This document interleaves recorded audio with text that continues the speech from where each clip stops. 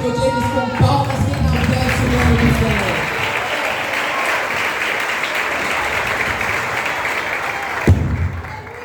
Graças a Deus. Glória a Deus. Queridos, eu quero cumprimentá-los com a paz do Senhor Jesus. Prazer imenso estar aqui com vocês. Pode sentar-se, por favor. Eu quero aqui deixar os meus agradecimentos pelo convite que foi nos feito.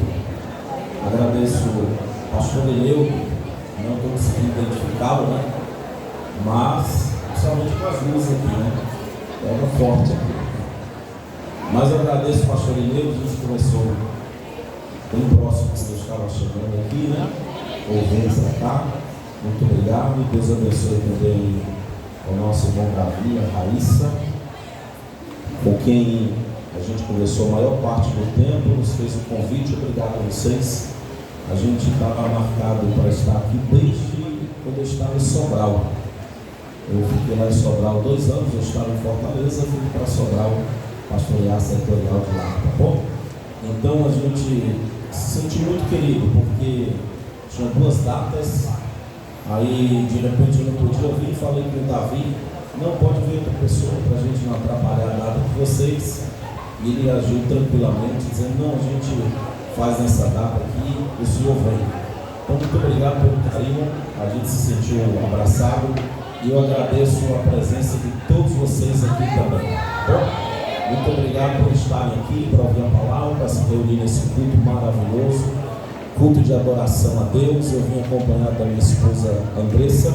Daqui a pouquinho ela também tem a participação dela. Na verdade, no final, né? A gente se organizou aqui para apresentar-se no final aqui para vocês. Mas eu quero trazer uma mensagem de Deus para este flow, segundo flow. Inclusive, parabéns também por esse momento. E nós temos um tema importantíssimo. Vamos abrir a Bíblia em Apocalipse, capítulo de número 20. Apocalipse, capítulo de número 20.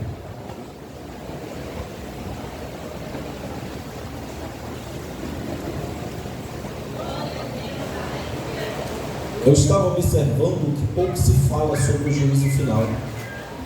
Claro que quando a gente vai falar disso, estudar, a gente dá uma olhada, até mesmo na internet. A gente dá uma olhada até na internet e observa que pouco se escreve sobre isso. A gente encontra muito mais conteúdo nos livros, comentários. Então hoje nós temos um tema muito instigante, original.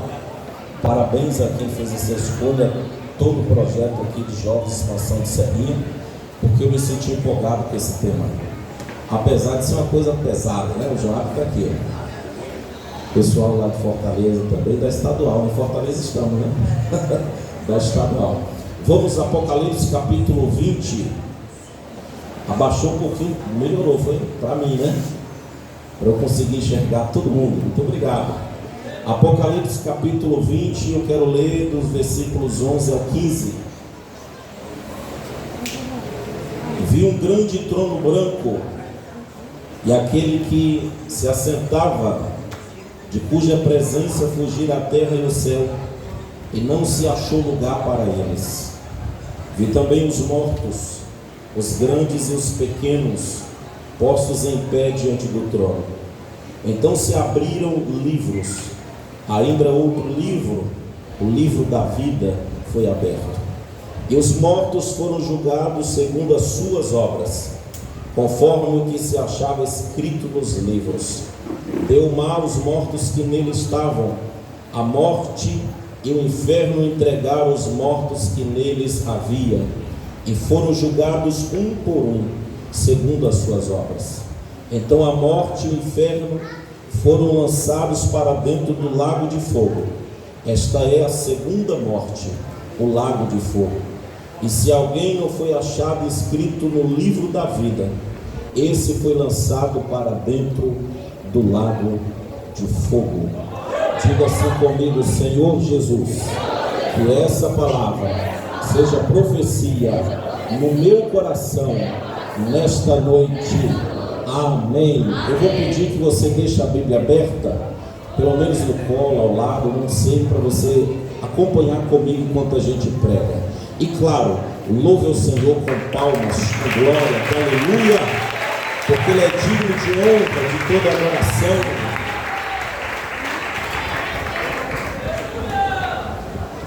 No século XIX havia um homem chamado Charles Haddon Spurgeon, conhecido como o príncipe dos pregadores, e ele disse uma frase célebre que ficou muito conhecida na história. Ele disse assim: quando um pregador expõe a palavra de Deus com fidelidade, da maneira como ela deve ser exposta, dediquei para que pudesse ser fiel às Escrituras hoje aqui. Ao momento que você vai me ouvindo, se você tiver a consciência de que eu estou sendo voz de Deus para você, sabendo que Deus está falando com a igreja, então eu não ousaria diante desse rei que fala me distrair com mais nada, não ousaria perder a minha atenção com mais nada, a não ser ouvir as Sagradas Escrituras. O mundo cósmico, estou falando do nosso planeta Terra, teve um começo e ele está caminhando para o fim. Aqui nós podemos chamar de rumo teleológico. Existe uma finalidade. A história humana, ou toda a humanidade, está se movendo rumo a uma consumação final. A história não é cíclica, a história é uma linha reta. A história tem um propósito, a história tem uma finalidade. As Escrituras, e quando eu falo Escrituras é a Bíblia, ensinam que Deus um dia convocará todos os homens para prestarem contas diante dele no juízo final. Depois disso eles serão recompensados de acordo com o que fizeram, como também de acordo com as coisas que deixaram de fazer. Estou falando do juízo final.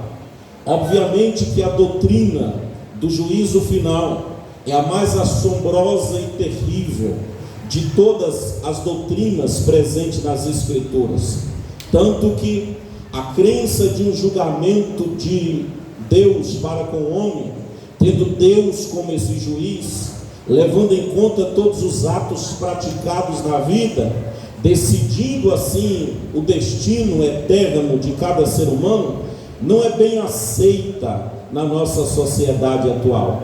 Isso porque a visão materialista tem tomado conta das pessoas, fazendo com que elas interpretem a vida como uma coisa casual, sem propósito algum, claro, contrariando as doutrinas das Escrituras, porque o homem moderno não gosta de pensar em Deus dessa forma. Alguns até deixam Deus na vida, na história, no argumento, no discurso, mas eles não querem ver Deus como alguém que tem ira, um Deus com juízo. Então eles preferem modá-lo segundo as suas próprias inclinações, segundo as suas próprias características, de um pensamento talvez afetivo, um pensamento mais amoroso, porque assim vão reconfortar a vida pecaminosa que leva. Para esses que eu estou dizendo aqui, Deus se apresenta na Bíblia apenas como um Deus do amor, apenas um Deus cheio de misericórdia, de tolerância, cheio de perdão. Isso é verdade, mas não é toda a verdade. A Bíblia também apresenta, como foi dito e louvado aqui, Jesus como um juiz, como o leão da tribo de Judá, como aquele que tem a vara da equidade, que há de julgar todas as injustiças da terra e da humanidade.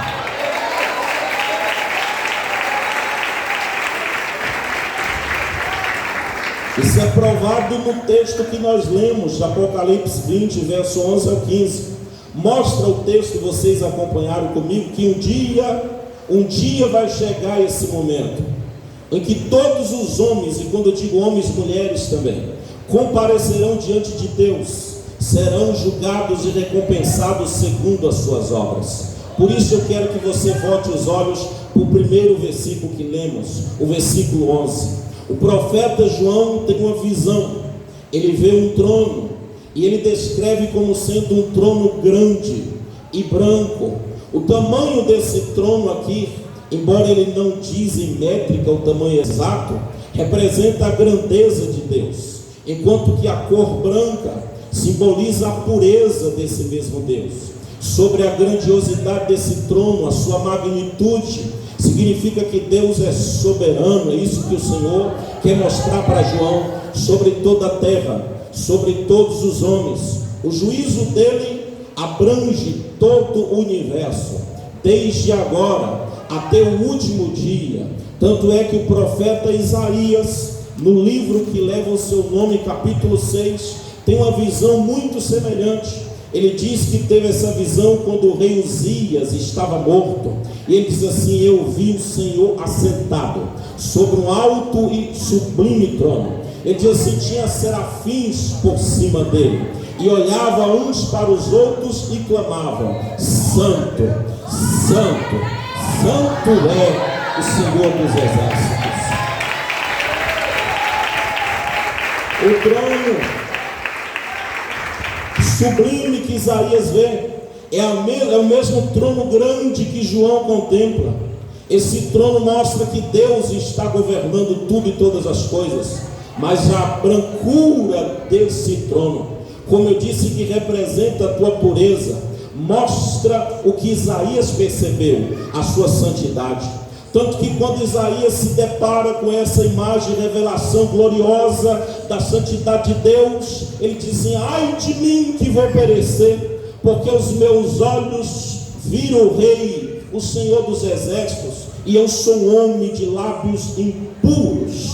Perceba que ele reconhece a tua pecaminosidade quando ele está diante do trono da santidade de Deus. Só que esse trono sublime, esse trono santo, não é apenas para mostrar a glória e o tamanho de Deus, mas está mostrando no texto que ele funciona como uma espécie de tribunal. Então imagine comigo um Deus criador, grandioso, poderoso, santo e perfeito. Mostra que ele vai julgar todos com equidade e com justiça. No último dia, diante do trono branco, ninguém vai poder se opor ao seu julgamento executado. Naquele dia não haverá o que reivindicar, porque o juiz desse trono não comete injustiças, não realiza nenhum tipo de julgamento com erros ou parciais. Todos naquele dia, diante daquele trono, serão convencidos da justiça promovida e vão concordar com a sentença do trono branco. Eu estou dizendo que naquele dia ninguém vai querer usar argumento ou vai procurar um bom discurso, ainda que tenha conhecimento judiciário ou de advocacia. Todos eles se dobrarão e reconhecerão que o juiz julga com retidão e com justiça. Aleluia!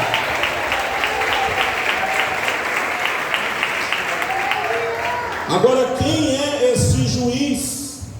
A parte B do versículo 11, João não revela o nome dele. Só que quando a gente dá uma olhada remota ou geral nas escrituras, de uma simples leitura, a gente pode perceber quem é esse juiz: o próprio Jesus Cristo. Lucas, falando de Deus, em Atos 17:31 diz: porquanto tem Deus determinado um dia em que com justiça há de julgar o mundo, e ele diz: por meio do varão que o destinou. Esse varão é Jesus Cristo. O apóstolo Paulo também reiterou o que Lucas disse em 2 Timóteo 4:1 e disse: Jesus Cristo, que há de julgar os vivos e os mortos na sua vinda e no seu reino. Aí o próprio Cristo abre a sua boca em João capítulo 5 versículo 22 e diz assim: o Pai a ninguém julga, mas deu ao Filho, falava dele mesmo, todo o poder e juízo.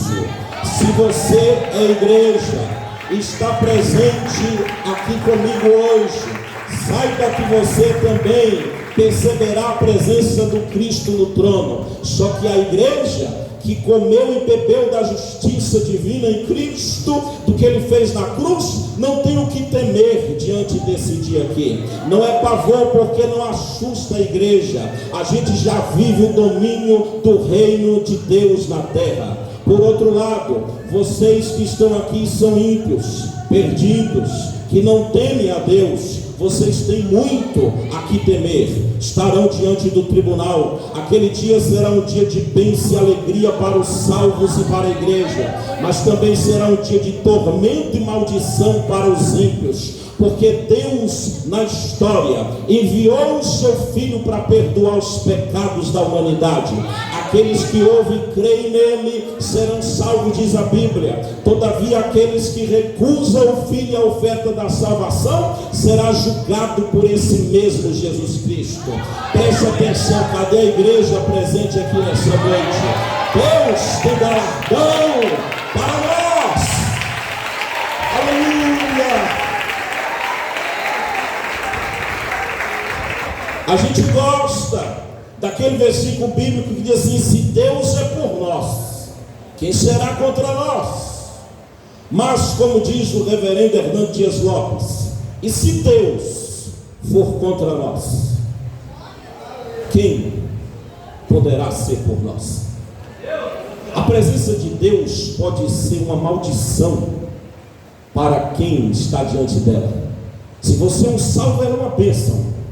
Se você é um ímpio, ela é fogo consumidor. Ter Deus ao nosso favor é maravilhoso, lindo, salvador. Mas se Deus naquele dia estiver julgando-nos e contra nós tiver provas nesse tribunal, eu quero que você pense que naquele dia, diferente do texto de Isaías que eu usei, não vai haver mais ninguém para te defender, nem anjos serafins para purificar os seus lábios dos seus pecados. Rejeitar Jesus vai determinar como que você estará diante daquele trono branco. Será como nós estaremos diante dele naquele dia. Por quê? Porque esse julgamento é inescapável. É isso que está mostrando no verso 11. Dá uma olhada aí no final do versículo 11. Pela presença do juiz, diz João que a terra e os céus fogem da presença dele. Desaparece essa terra e esse céu. Isso mostra que o universo inteiro, o universo natural, vai fugir diante da grandeza provocada por Jesus Cristo.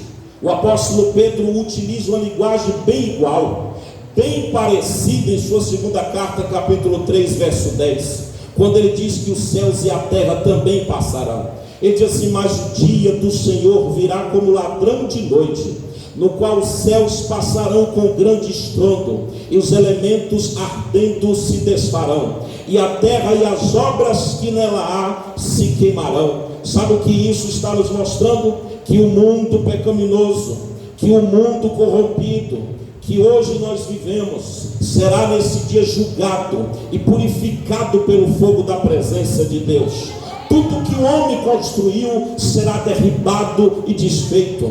Tudo desaparecerá. Eu gostaria que você pudesse observar essa mensagem e transportar para esse momento. Restará apenas você, e diante de um único trono puro e santo, os ímpios terão que enfrentar a Deus tete a tete, frente a frente. Imagina essa cena. Sabe o que isso significa? Que os pecadores não terão para onde se esconder. Não há céus e terra, não tem paredes, não há barreiras, a gente não tem para onde escapar. O juízo final é um dia inescapável. Estaremos nus diante de Deus. E eu não estou falando da nudez física, eu estou falando daquilo que a gente não pode se cobrir. A gente não tem para onde se esconder, não tem como tapar as nossas vergonhas. O perdido estará exposto, o ímpio e todos aqueles que cometem iniquidade estará limpo diante de Cristo. Olha, não haverá clemência, não tem júri para te defender. Há um promotor apenas de justiça, justiça. E eu quero te dizer que a única forma de você escapar desse juízo é hoje render-se a Jesus Cristo e aceitar o seu evangelho. Oh, aleluia! Aleluia! Jesus Cristo está nos dando a oportunidade hoje durante esse culto. Ele está nos dando uma nova oportunidade, mais uma para você hoje, porque aquele dia será terrível. Olha os versículos 12 e 13. Depois disso, João olha novamente e vê diante do trono os mortos. Obviamente que João não está falando de espíritos desencarnados aqui. Ele não está falando de almas desencarnadas. Ele está falando que esses mortos são corpos ressuscitados, de onde quer que estavam ou estiveram mortos. Eles serão revividos para estar diante do trono de Deus e enfrentar esse julgamento. A morte não é o fim para você.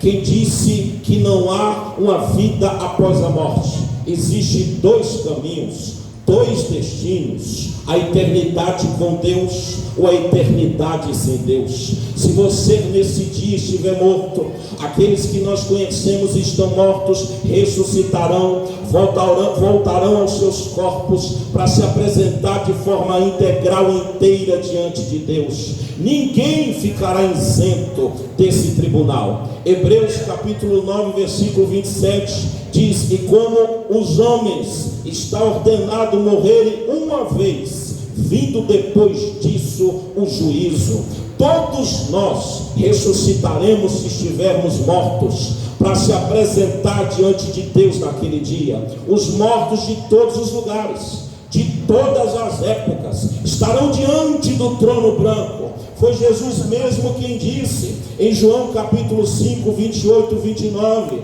vem a hora em que todos os que estão nos sepulcros ouvirão a sua voz, e os que fizeram bem sairão para a ressurreição da vida, os que fizeram mal para a ressurreição da condenação. Eu quero dizer, segundo esse texto, porque ele fala de mar, terra e Hades, presta atenção, segundo esse texto, os marinheiros desaparecidos, os corpos não encontrados, perdidos no Titanic, por exemplo, os que foram devorados pelos animais marinhos, seja aqueles que foram cremados ou decapitados, aonde as famílias não encontraram as partes do corpo diante de um crime tão horrendo, cada corpo será restituído nesse último dia para ser